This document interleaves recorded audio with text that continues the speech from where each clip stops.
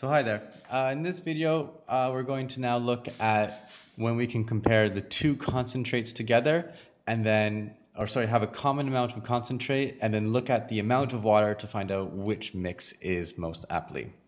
The last video, we had the common amount of water to look at the concentrates. Now we're just doing the inverse, the opposite over here. To speed things along, I've already prepared all my mixes. So my mixes is still a part-to-part relationship. I'm comparing my concentrate and waters, but instead of getting common amount of water, I now need common amount of concentrate, the same amount of concentrate for each one. So again, like the last one, I can do the same processing. If I have my number, I can either scale up to find the common amount using LCM, or I can scale down to find a common amount using a unit rate. Just like the last video, we're going to start off with scaling up to LCM first. So looking at my concentrate, I have 4 cups of concentrate in this mix, 3 cups of concentrate in that mix, 3 cups of concentrate in this mix, and 6 cups of concentrate in that mix. So looking at my numbers, I have 4, 3, 3, and 6.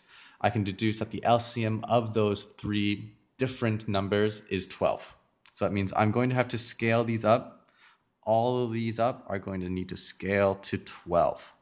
And that's going to be one of my common amounts so that I can compare the waters. Well, just like the processing we've been doing for the last few weeks, if I scale up the top, I'm going to have to scale up the bottom. How does 4 scale up to 12? Well, it times 3. So if times 3 the top, times 3 the bottom, I have 15. How does 6 get to 12? Times 4. Times 4 the top, times 4 the bottom, I have 24. How does 3 get up? Just like before, times 4, that means the bottom, times 4, I have 20. And over here, how does 6 go up to 12? Times 2, I do the top, do the bottom, I have 12. Here we go. So now I have the same amount of concentrate. Okay, so if I put 12 cups of concentrate in, how much water do I need to put in? Well, this mix, I need to put in 15 cups of water. This mix, 24 cups of water. This mix, 20 cups of water. And this mix, 12 cups of water. Well, the question asks, which mix here is going to be the most aptly, the most flavorsome? Well, if we think about this critically, I know that the mix with the less amount of water is going to be the most fruity, the most flavorsome, the most aptly. So I know that because the more water I add, the more diluted it becomes. The less water I have, the more potent it is.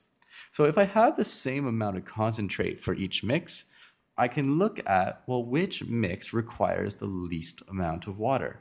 I have 15 cups, 24 cups, 20 cups, and 12 cups. Well, the winner here, again, mix Y, 12 cups of water. Since this requires the least amount of water, it's going to be the most flavorful. It's going to be the most aptly.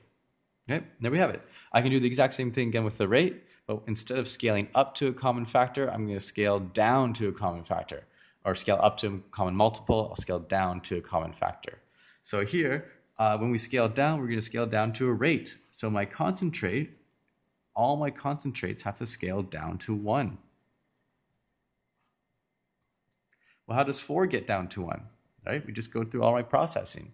4 divide 4 is 1. That means over here, I need 5 divide 4. 5 divide 4 is 5 over 4, or the same as 1 1/4.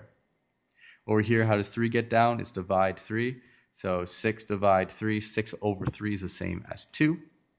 3 goes down to 1 by divide 3. That means the same over here. 5 over 3 is the same as 1 2/3. And here, how does 6 get down? Divide 6. That means to do the same thing. Divide 6, I have 1. Well, so I do the same thinking. If I only have 1 cup of concentrate, how many cups of water do I need? So 1 cup of concentrate, I need 1 1/4 cups of water. 1 cup of concentrate, I need 2 cups of water. 1 cup of concentrate, I need 1 2/3 cups of water. Or over here, 1 cup of water, 1 cup of concentrate, I need 1 cup of water. Well, if I have all the same concentrates, I have to look at how much water is needed. Just like before. Here, I know that the one with the least amount of water is going to be the most aptly. So which one of these 4 is the least? That's right, 1 is the least. And there we have it. Mix Y wins again.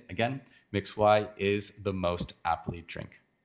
Join me in the last video. The last video is going to be comparing the wholes. When I have the same amount of whole, I can then look at the parts to determine which one is the most aptly. I'll see you there.